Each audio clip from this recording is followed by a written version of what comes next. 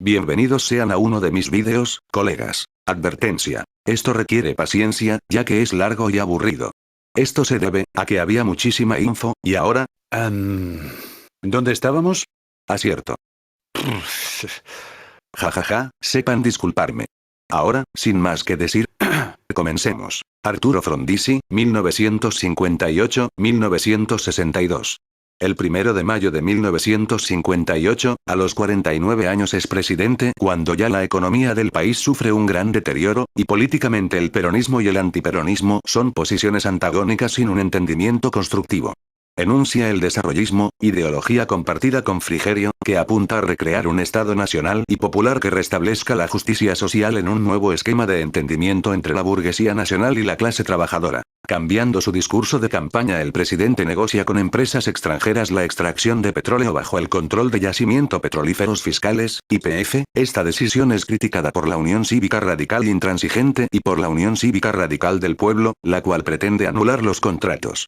A fin de facilitar los préstamos del Fondo Monetario, el gobierno se compromete a bajar el gasto público, devaluar el peso y privatizar el frigorífico Lisandro de la Torre. Los trabajadores se oponen y en solidaridad los gremios declaran una huelga general. A la protesta se responde con medidas severas, aplicando con la autoridad militar el plan Conintes para casos de conmoción del orden interno. En política exterior, Frondizi inicia viajes internacionales siendo el primer presidente argentino que visita los Estados Unidos, Japón e India.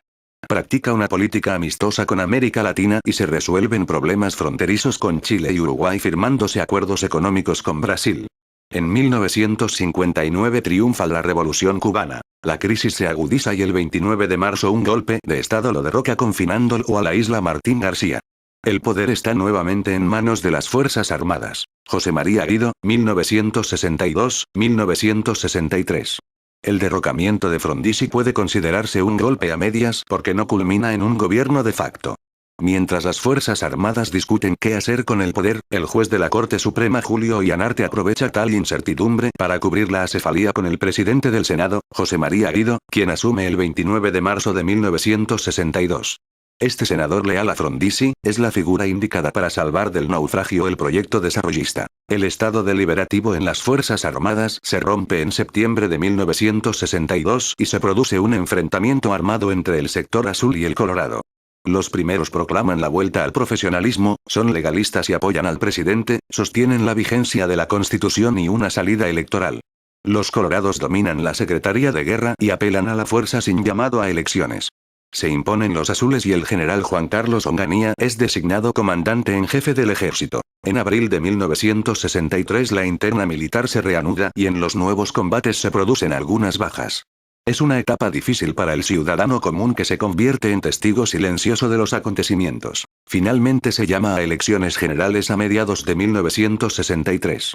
Raúl Matera negocia en nombre de Perón y el Frente Nacional y Popular lleva como candidatos a Vicente Solano Lima y Silvestre Begnis. La victoria de los azules mantiene el compromiso con los colorados de impedir el regreso del peronismo al poder y la fórmula es vetada. Esta no se presenta en las elecciones pero se vota en blanco. La Unión Cívica Radical Intransigente se resiste a la orden de Arturo Frondizi de votar en el mismo sentido y postula a Óscar Allende. Una nueva agrupación, Unión del Pueblo Argentino, UDELPA, proclama como candidato a Pedro Eugenio Aramburu. Finalmente el 7 de julio de 1963, triunfan por mayoría pero con insuficientes votos el binomio Arturo Humberto Illia Carlos Humberto Perete de la Unión Cívica Radical del Pueblo, debido al masivo sufragio en blanco. Arturo Humberto Illia, 1963-1966.